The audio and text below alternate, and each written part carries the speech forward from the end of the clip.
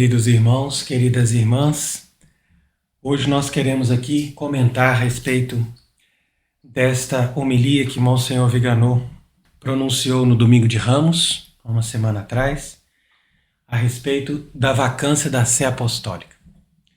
E nós vamos então comentar sobre isso, justamente porque nós estamos celebrando os mistérios da paixão, morte e ressurreição de Jesus. E nós estamos sempre defendendo esse aspecto importante de que a igreja deve passar por aquilo que o próprio Cristo passou.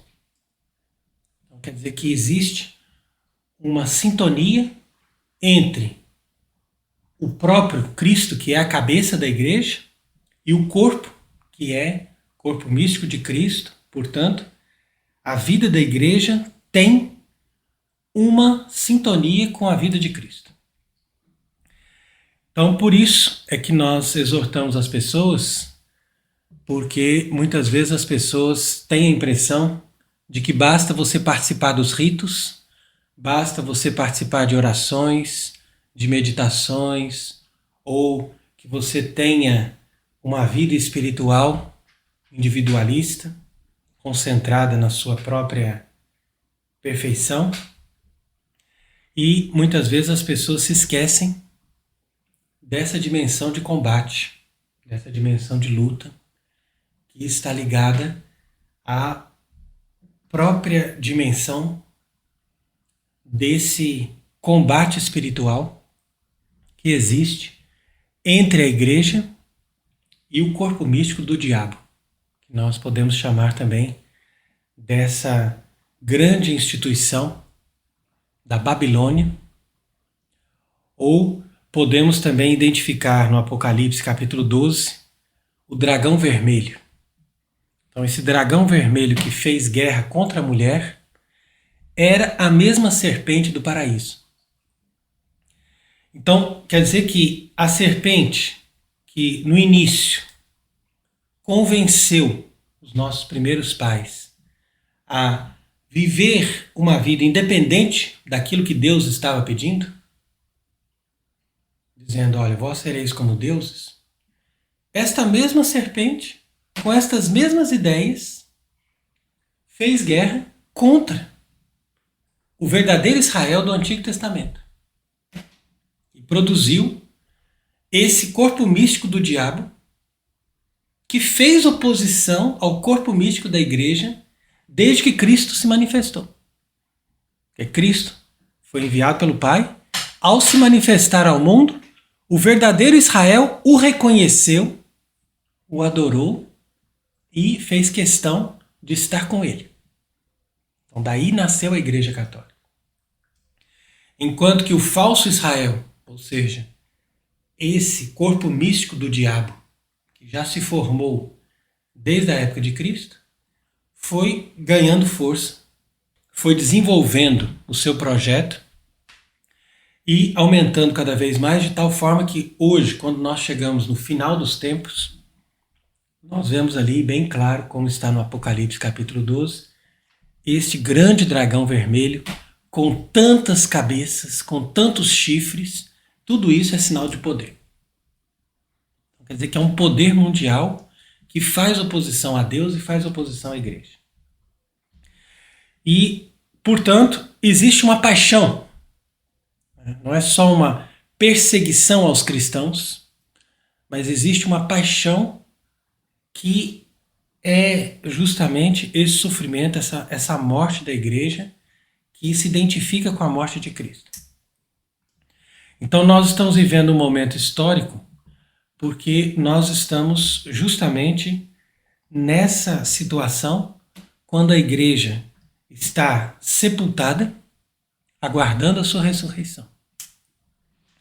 Então por isso que eu faço questão de comentar essas passagens aqui desses textos de Monsenhor Viganò, porque nós percebemos que ele hoje é uma das referências importantes que nós temos no mundo para nós identificarmos aqueles caminhos essenciais que a igreja precisa identificar para se chegar a um verdadeiro Papa.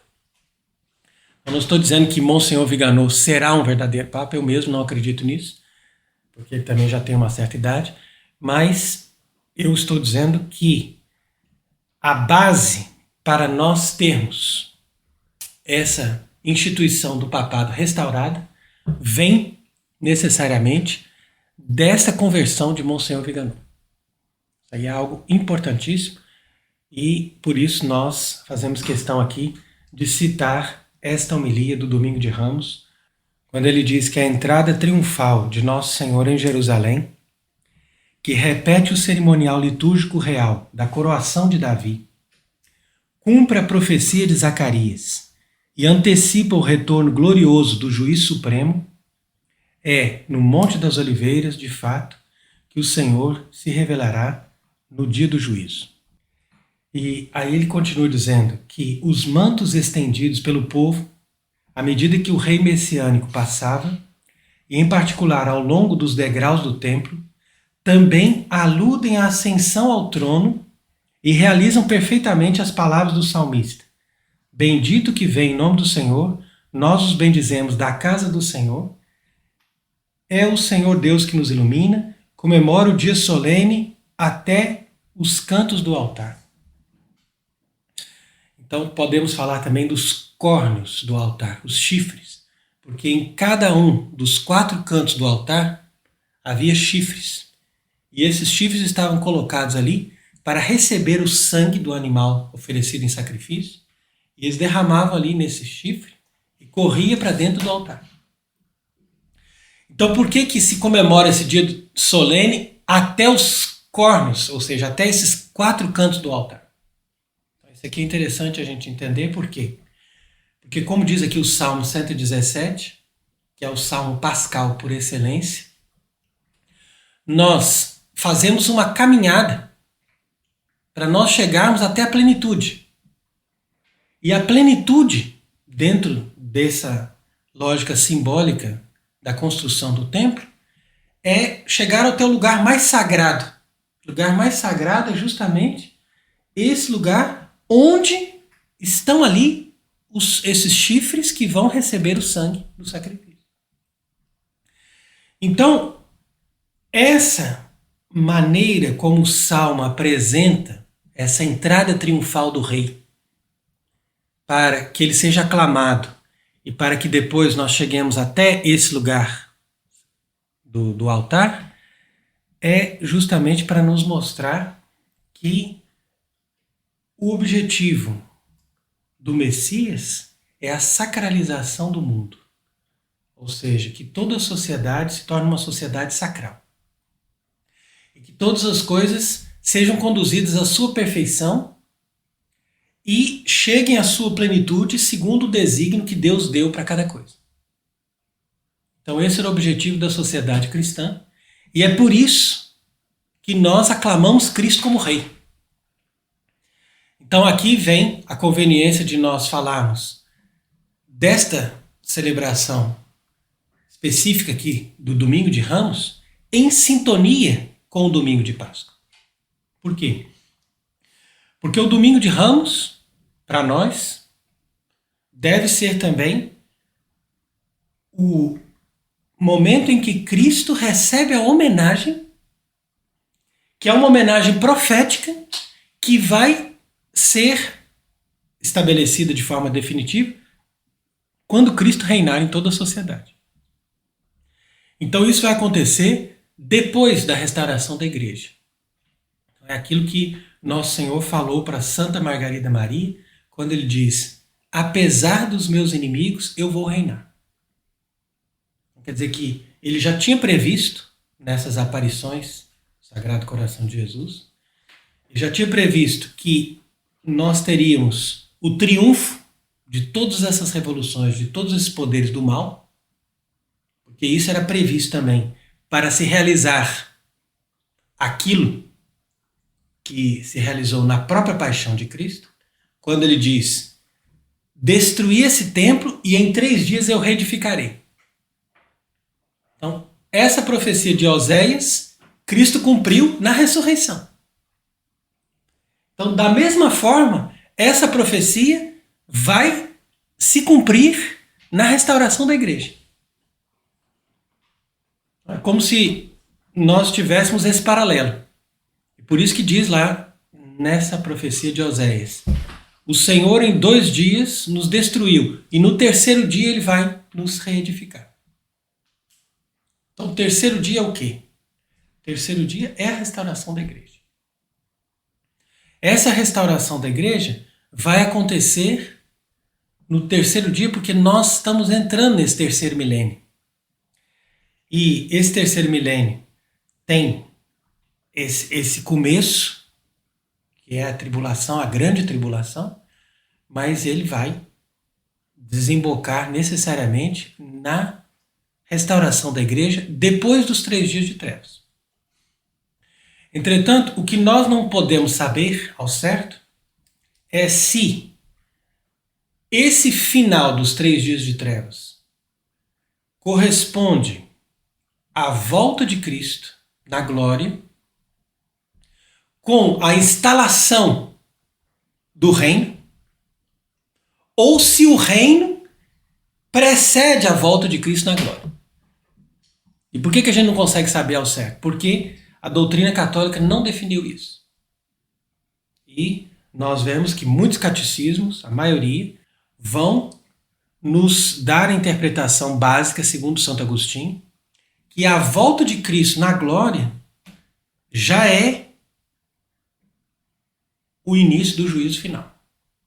Mas há outros doutores da igreja, como por exemplo Santo Irineu, que dizem que a volta de Cristo na glória vai acompanhar o reino.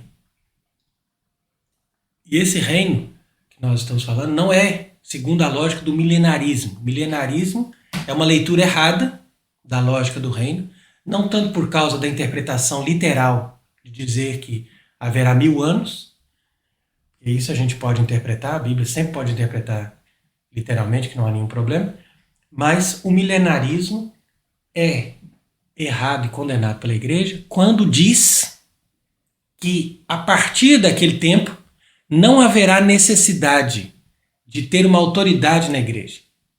Então quer dizer que não haveria papa. E isso justamente está condenado no Concílio Vaticano I, quando diz claramente que a igreja deverá necessariamente ter papas até o final do mundo. Quando nós estamos falando de sede vacante, é um momento provisório, porque o mundo não pode acabar com a sede vacante.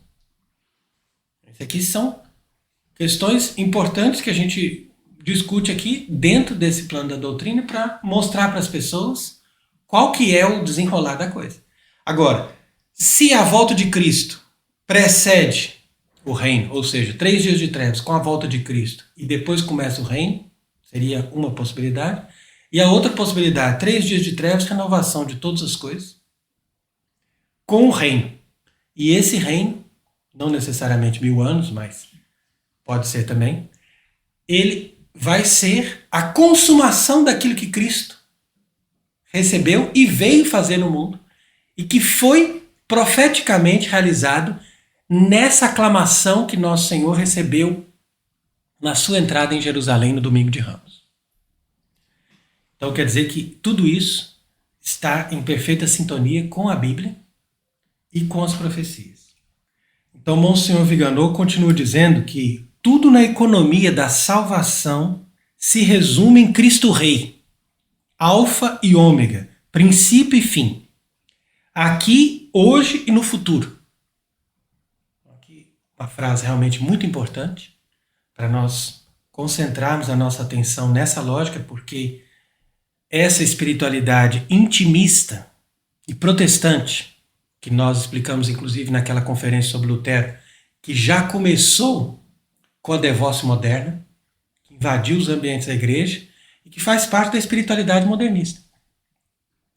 A espiritualidade da igreja moderna é toda baseada nessa lógica protestante em que cada um busca a sua própria união com Deus. Por isso que uma pessoa faz questão, às vezes, de chegar numa missa e ela não quer saber se esse padre é herético, ou se ele está em união com Francisco, ou se ele está realmente unido à Igreja Católica verdadeira. Mas ela simplesmente chega numa missa e diz: eu quero comungar. O importante para mim é comungar. Isso aí é parte dessa espiritualidade intimista. Quer dizer, a pessoa e Deus. Isso é protestante. É a pessoa com Deus. Não tem uma igreja, não tem uma sociedade, não tem um fim. Aquilo ali não é feito com um objetivo, um propósito. Não. É eu e Deus.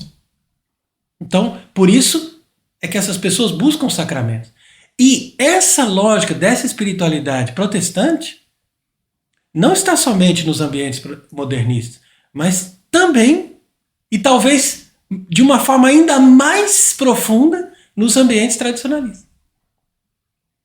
E aí as pessoas é que vão mesmo para os sacramentos. Não, sacramento, a missa tradicional, é isso aqui, é isso aqui. Mas não, a igreja é muito mais do que isso. Não adianta a pessoa participar de todos os ritos, bem participado ali, né? Os ritos da Semana Santa, segundo o rito tradicional, etc. Tudo muito bonito, maravilhoso, sem dúvida que é bonito.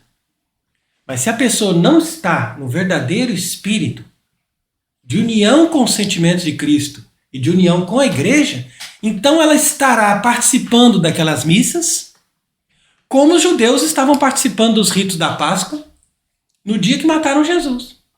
Eles estavam lá felizes naqueles ritos bonitos, naquelas cerimônias solenes, enquanto que Jesus estava morrendo, fora da cidade, completamente nu, coberto de sangue, com todo aquele tormento, com toda aquela humilhação. Então quer dizer, que nós não estejamos na situação errada, porque no dia do juízo nós seremos cobrados. Então os sacramentos ilícitos são também ocasião de ofender a Deus. Por quê? Porque a pessoa que participa dos sacramentos fora dessa comunhão com a igreja, essa pessoa, ao invés de estar crescendo na vida espiritual, ela está realmente colaborando para aumentar o fluxo da traição contra Cristo. É isso que nós estamos alertando, porque principalmente no Brasil a moda é o galicanismo. O galicanismo é o quê? Não, o que vale é termos boas celebrações, bons sacramentos, tudo correto ali e pronto. Nós não queremos saber as heresias que estão no Vaticano, nós não queremos saber dos problemas que estão ali ou aqui. Isso aí não compete a nós. O que compete é eu fazer uma boa comunhão. O que compete é eu estar ali aos pés da cruz com Cristo. E pronto. Aí a pessoa acha que ela é uma espiritualidade verdadeira. Sendo que, na verdade, tudo isso é para encobrir a covardia dessas pessoas de não quererem se manifestar, de não quererem perder fiéis, de não querer estar no combate verdadeiro para defender a fé, que é a base de toda a estrutura. Então, se eu tenho a verdadeira fé, é claro que eu vou estar fazendo a vontade de Deus e claro que eu vou estar colaborando com a igreja. Aí sim eu vou celebrar os sacramentos.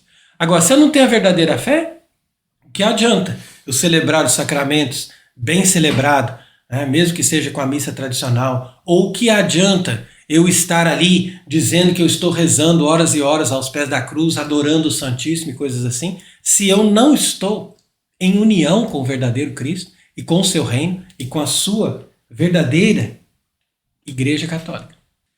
Então isso que as pessoas precisam entender, porque quando a pessoa não focaliza a sua vida nesse objetivo de fazer a vontade de Deus, de obedecer a Deus, mesmo que isso implique em perseguições, sofrimentos, perdas e etc., então a pessoa começa a trair Cristo como Judas. Ou começa a fazer o pecado de Pedro. Porque tem muita gente que fala que Pedro, ele foi o primeiro Papa e ele também errou porque ele negou Jesus. Então as pessoas confundem infalibilidade com impecabilidade. E nós não estamos dizendo que o Papa nunca peca. Nós estamos dizendo que o Papa nunca ensina o erro. Isso é uma coisa evidente. Então, quando São Pedro negou a Jesus, São Pedro pecou. E por que ele pecou? Porque ele foi covarde. Então, nós não podemos ser covardes. E nem ser traidores como Judas. Os traidores são aqueles que vendem Jesus. Enquanto que os covardes não chegam a vender Jesus, mas ficam ali dizendo assim, não, eu não vou me manifestar porque isso aí vai dar problema para mim. E, infelizmente, a maioria do clero hoje em dia ou comete o pecado de Pedro, ou comete o pecado de Judas. E acaba, então, a situação ficando muito pior por causa da omissão deles. Então, as pessoas que participam da missa de tais pessoas covardes, de tais sacerdotes que não se manifestam, que não dizem claramente a verdade, ou que participam da missa desses Judas, que estão traindo, literalmente, por causa de vantagem de dinheiro, essas pessoas entram também no pecado deles. E além de estarem colaborando com o pecado deles, eles estão também cometendo pecado contra o primeiro mandamento, porque ao invés de estar na verdadeira adoração a Deus e amando a Deus de todo o coração, essas pessoas estão amando mais a si mesmos e mantendo a religião somente como uma ocasião de consolação espiritual. Isso que acontece a maioria das vezes. Uma consolação espiritual. Ai, estava tão bonito o canto. Ai, estava tão bonito isso. Estava tão bonito aquilo. Claro que é. Consolação espiritual. Isso também você pode ter no budismo. Pode ter num culto protestante. Pode ter também, até mesmo numa cerimônia satanista. Quer dizer que isso não significa que a pessoa é fiel a Deus. Então, por isso que Monsenhor Viganò diz que a mentalidade atual, na sua ignorância, que a arranca do passado e a priva de um futuro, não tolera que um rei possa ser aclamado hoje. Então isso aqui é verdade, porque como nós estamos sempre denunciando, hoje em dia as pessoas não têm noção da história. Então tudo é feito para que as pessoas não tenham noção do passado. Como ele diz aqui, mentalidade que arranca as pessoas do passado. O passado não existe. Passado a gente tem vagas noções que as coisas não eram boas, que as coisas eram ruins, que as pessoas sofriam muito, que tinha muitos problemas e que a igreja também fazia muitas coisas erradas. É a única coisa que as pessoas aprendem em toda a história do mundo. Imagina? Quer dizer, uma ignorância total. E ainda por cima diz ali, ó, e a priva de um futuro. Porque quando você não conhece o passado, você também não tem futuro. E com isso, ninguém quer aclamar Cristo como rei. Não se tolera isso, porque todo soberano, especialmente se for cristão, se refere ao único rei universal, de quem emana toda a autoridade terrena. Por isso que eles não estão hoje tolerando mais. Então por isso que ninguém está hoje tolerando mais a ideia de que Cristo seja o rei da sociedade. Porque para isso nós temos que ter soberanos cristãos. E esses soberanos cristãos vão referir a sua autoridade com a autoridade de Cristo. Mas não se tolera isso porque a monarquia terrena, tanto a temporal quanto a espiritual, é intrinsecamente consistente no cosmos divino. A ponto de até mesmo as criaturas organizadas em sociedades, como as abelhas, terem a sua própria rainha. É isso que nós estamos sempre dizendo. Como que nós vamos viver uma igreja que não tem um papa? A constatação de que Francisco não é papa tem que nos levar necessariamente a um movimento para termos um papa. E não somente termos um papa, mas também termos soberanos, ou seja, reis, monarcas, que sejam católicos e que deem sustentáculo para uma sociedade cristã cujo chefe é o papa. Isso daqui é necessariamente o nosso objetivo. Enquanto as pessoas ficam somente buscando os sacramentos e buscando uma espiritualidade intimista, as pessoas não chegam nunca nesse objetivo final, olha, Cristo Rei, alfa e ômega, princípio e fim. Até as abelhas têm uma rainha. Não tem como essas pessoas viverem sem terem autoridades legítimas. Então por isso que diz ali, ó, não se tolera isso, porque o poder real é necessariamente de origem divina. Como disse Jesus, reino meu não é de hoc mundo. Quer dizer que o meu reino não é deste mundo. Isso Jesus disse a Pilatos, como nós lemos na Sexta-feira Santa. Mas ele não quis dizer que a sua autoridade não seja exercida sobre as sociedades humanas. Mas ele quis dizer que a origem dessa autoridade é sobrenatural e, portanto, superior. Essa aqui é muito importante, porque tem muitas homilias aí na Sexta-feira Santa. A pessoa, ao invés de falar uma coisa que presta, pelo menos na Sexta-feira Santa, vem dizer, ó, Jesus não vai reinar nesse mundo. Ele mesmo disse, ó, o meu reino não é desse mundo, quer dizer que ele não vai reinar nesse mundo falso. Ele está ali para reinar. Ele só está dizendo que o reino dele não é desse mundo. Por quê? Porque se fosse desse mundo, teria as bases mundanas. As bases mundanas é o quê? A corrupção, a força, o poder humano. Não. A base do reino de Cristo é sobrenatural. É uma autoridade divina. E nessa autoridade divina é que ele reina. E, portanto, o reino dele é muito mais consistente do que o Império Romano, que já acabou, e de todos esses outros reinos que quiseram destruir o reino de Cristo. Todos eles serão destruídos, mas o reino de Cristo vai prevalecer. Então, por isso, diz aí Monsenhor Viganò, que a Revolução também entrou na Igreja Católica, e com ela a ideia blasfema de que até mesmo o papado pode ser distorcido em sua essência. Tá vendo aqui, ó? Essa frase é fundamental. Então a Revolução também entrou na Igreja Católica. E quando entrou a Revolução, entrou também a ideia blasfema de que o papado pode ser distorcido na sua essência. Porque qual que é a essência do papado? É o que nós estamos sempre explicando. A essência do papado é a manutenção da fé católica. Jesus Cristo, quando fundou o papado, ele não fundou assim: Pedro, eu vou te dar um cargo para você se sentar em Roma, para você fazer o que você quiser. Você vive lá, você viaja, você fala para as multidões e tal. O que você fizer tá bom. Não. Ele fundou na base, ó, nesta pedra, na sua confissão de fé. Mantenha a confissão de fé que eu te dou o poder de ligar e desligar. E é daí que ele vai dizer: tudo que ligar será ligado, tudo que desligar será desligado. Por quê? Porque você tem uma base. Você tem uma essência. A essência é a manutenção da fé. É por isso que a gente diz que esses indivíduos que estão ali, depois de 1958, no Vaticano, se apresentando como papas, não são verdadeiros papas da Igreja Católica, porque eles não estão na base da fé católica verdadeira. Eles têm uma outra igreja parecida com a Igreja Católica, mas não é a base da fé católica verdadeira. E ali diz ali, ó, que os bergolianos gostam de dizer hipocritamente que o papado está sendo relido em chave sinodal ou democrática. Percebe? Então aqui é o ápice da Revolução. É o ponto mais alto da Revolução. João 23, muito bem vestido, com a tiara, começou a Revolução. Mas Bergoglio agora diz ali que através do sínodo nós estamos fazendo até mesmo um novo papado. Não só uma nova igreja, mas também um novo papado. E depois ele continua dizendo ainda: tudo isso estava previsto nos textos conciliares, nos quais, como envenenadores de poços, os neomodernistas despejavam suas heresias. Então aqui, Monsenhor Viganò, graças a Deus, corrigindo Monsenhor Lefebvre. Porque Monsenhor Lefebvre dizia: nós estamos diante de uma igreja neomodernista.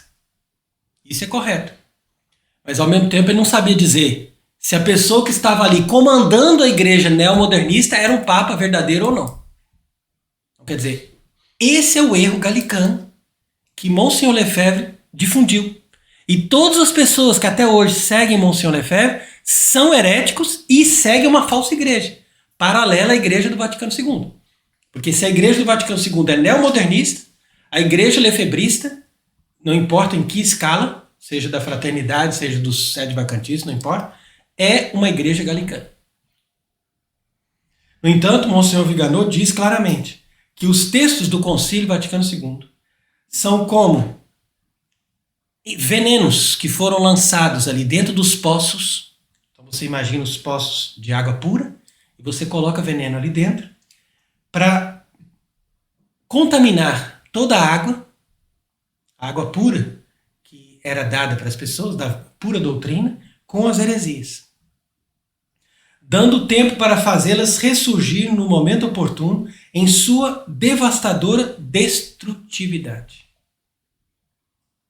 Então essa devastadora destrutividade se manifestou plenamente nesse falso pontificado de Francisco, durante esses últimos 12 anos. E se Francisco não morreu ainda, é porque eles estão fazendo um esforço muito grande para colocá-lo mais tempo para ver se coloca o Tuccio no poder. essa articulação que está sendo feita agora no Vaticano, para ver se coloca o Tútio no poder. E o Tútio, vocês já sabem quem é, já sabem o que ele já anda dizendo, já sabem do que ele propõe. Nós já fizemos outras conferências sobre isso. Quem é Tútio e o que ele pretende fazer. Então, quer dizer, muito pior do que Francisco. Por quê? Porque agora eles têm mais espaço para trabalhar e chegar na consumação final depois do sínodo que Francisco promoveu. Então, por isso que diz ali, ó, a colegialidade da Lumen Gentium nada mais é do que o germe infectado da sinodalidade bergogliana. Então, isso aqui que as pessoas precisam aprender. E se os padres renunciarem à Lumen Gentium e renunciarem à sinodalidade de Francisco, eles podem ser sinceros defensores da Igreja Católica Romana. Então diz ali ainda, o usurpador que impunemente ocupa o trono do príncipe dos apóstolos sabe bem que as premissas estabelecidas pela renúncia de Bento XVI e a criação de um papado emérito lhe permitem hipotetizar um presidente do papado que detém o munus petrino e um colégio de cardeais e cardinalizas, por que não, que exerçam também o ministério, e ali nós vamos ver também uma autoridade papal separada do Cristo, verdadeiro sumo e eterno sacerdote, que se torna completamente ilegítimo. Então, o que Monsenhor Viganò está mostrando aqui é que, mesmo que Bento XVI já era um papa ilegítimo, estava ali em nome do Vaticano II, ainda havia uma ideia de um papado monárquico. E ainda havia a ideia também de um sacerdócio em sintonia com o sacerdócio de Cristo, ou seja, exercido somente por homens. Entretanto, com a renúncia de Bento XVI, eles quiseram criar a ideia de um papado que não é intrínseco à pessoa. Então, por isso que colocaram ali Bento XVI como Papa Emérito e Francisco como Papa que estava atuando. E com isso, agora você vê que o papado simplesmente se torna algo humano, como, por exemplo, o cargo de um presidente. Então, o papado, na essência, como ele é concebido na doutrina católica, ele não pode ser exercido por duas pessoas, mesmo que seja a título de emérito. Então, quando eles criaram isso, essa ideia do Papa Emérito, isso foi proposital. Eles queriam mesmo que existisse um Papa Emérito, para depois entrar Francisco, para poder fazer com que as pessoas entendessem, olha, o papado é simplesmente um cargo. Ele não é um munus que Deus dá para aquela pessoa e algo que é único para aquela pessoa. É simplesmente um cargo, como se fosse um presidente ou como se fosse um chefe de uma associação que fica ali, um é emérito, o outro está exercendo atualmente. Então, quer dizer, ali se começou a inverter a lógica do papado para se chegar no sínodo e do sínodo partir para essa lógica também de colocar a mulher para exercer o sacerdócio. E é isso que eles estão fazendo agora também. Colocando cada vez mais as ministras da Eucaristia com mais poderes, inclusive para fazer velórios, coisas desse gênero. Então, outro dia a gente estava no hospital, chegou uma ministra da Eucaristia que atendia os doentes.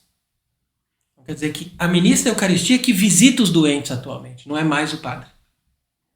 E com isso, vão chegar até o ponto de colocar cardeais femininos, que vão exercer inclusive o ministério, mostrando ali a ilegitimidade de todas essas coisas que eles estão fazendo. Então, por isso que ele conclui dizendo que a vacância da autoridade civil e religiosa é um elemento recorrente na história sagrada. Então, quer dizer que a vacância hoje da autoridade civil e também religiosa, então, quer dizer que não existe somente a sede vacante em Roma, mas também existe a sede vacante nos reinos cristãos. Isso é importante a gente perceber também, porque uma coisa acompanha a outra. Não adianta você reconhecer a legitimidade dos poderes civis e não reconhecer o poder do Vaticano atual, ou vice-versa. Uma coisa sempre acompanha a outra. Por quê? Porque a igreja foi dada primeiro aos apóstolos. E os apóstolos, uma vez que pregaram o evangelho em toda parte do mundo, depois de séculos de perseguição, eles atingiram o poder civil. Então a pregação dos apóstolos era dirigida em primeiro lugar aos reis. Por isso que onde os apóstolos chegavam, eles procuravam falar com as autoridades. Assim foi com São Paulo, São Mateus, São Pedro. Mas nem sempre aquelas autoridades acolheram. Mas chegou um momento em que as autoridades se converteram ao cristianismo. E quando as autoridades se converteram ao cristianismo, essas autoridades se tornaram automaticamente autoridades sagradas. Por isso que os reis eram ungidos. E a unção dos reis era justamente para dar para esses reis essa autoridade divina, que era exercida de forma legítima quando os reis estavam em obediência ao Papa. Mas a partir do século XVI, quando os reis entraram na lógica protestante e começaram a entrar na desobediência ao Papa, então eles perderam a legitimidade. E esses reis começaram a ser excomungados. E quando as pessoas, por dinheiro ou por interesse, obedeciam aos reis excomungados, essas pessoas já começaram a colaborar com a paixão e morte da igreja. A paixão e morte da igreja começou ali, quando as pessoas começaram a obedecer os reis que estavam excomungados, ou seja, que perderam aquela autoridade legítima e divina que os antecessores deles conquistaram pela obediência à igreja. Então quer dizer que eles usurparam, os reis usaram de tudo aquilo que os verdadeiros reis católicos tinham para poder se colocar contra a igreja católica. E as autoridades, a partir do século XVI, que não aceitaram fazer esse jogo e que permaneceram em obediência ao sumo pontífice, foram destruídas pela Revolução. Então você veja que todo esse esquema ocupou os poderes civis e eclesiásticos. Então por isso que é triste quando a gente vê que as pessoas são tão ingênuas que eles percebem às vezes as catástrofes que aconteceram no mundo e o domínio da maçonaria e do judaísmo talmudista em todas as estruturas da sociedade, mas não conseguem perceber que o Vaticano também é ocupado por essas mesmas estruturas. Sendo que os poderes eclesiásticos estão em plena sintonia de amizade com os poderes civis, que são contrários a Cristo. Então quer dizer que a gente fica realmente assustado com a ignorância e com a ingenuidade dessas pessoas. Ainda mais aqueles que acham que basta que nós sejamos assim conservadores e que o poder em Roma ainda mantém a Igreja Católica, porque afinal de contas ali ainda existe alguma coisa que fala de Deus, que fala de Cristo, que fala da ressurreição, sendo que qualquer igreja protestante faz isso muito bem. Então, nós devemos perceber que, segundo o princípio básico da doutrina católica, quando você não guarda a fé integral, você está fazendo uma igreja contrária ao catolicismo. Só a fé integral pode nos dar a verdadeira igreja católica. Por quê? Porque se você tem uma pequena heresia, essa pequena heresia é suficiente para fazer guerra aos verdadeiros católicos. E foi isso que aconteceu nas guerras de religião. As guerras de religião não foram somente por aqueles que estavam ali simplesmente se revoltando contra uma coisa ou contra uma indulgência, como muitos dizem. Não, Lutero simplesmente queria melhorar isso ou melhorar aquilo ou reformar a igreja. Não. Lutero era herético e todos aqueles que defenderam essas reformas protestantes foram heréticos e ainda são heréticos. Por quê? Porque Deus não deu o dogma da fé para qualquer pessoa interpretar. Deus deu o dogma da fé para o Papa. E é exatamente por isso que o Papa é a autoridade máxima constituída sobre a terra. Porque o Papa é capaz de nos dar sempre a verdade em relação a todos os dogmas da fé católica. E é ele que vai dizer onde está a verdadeira doutrina católica. Então por isso que diz ainda aqui que quando Nosso Senhor encarnou-se e nasceu da Santíssima Virgem Maria, tanto os sumos sacerdotes Anás e Caifás quanto o rei Herodes chegaram ao poder por meio de fraude e nomeações manipuladas e, portanto, não representavam um poder legítimo.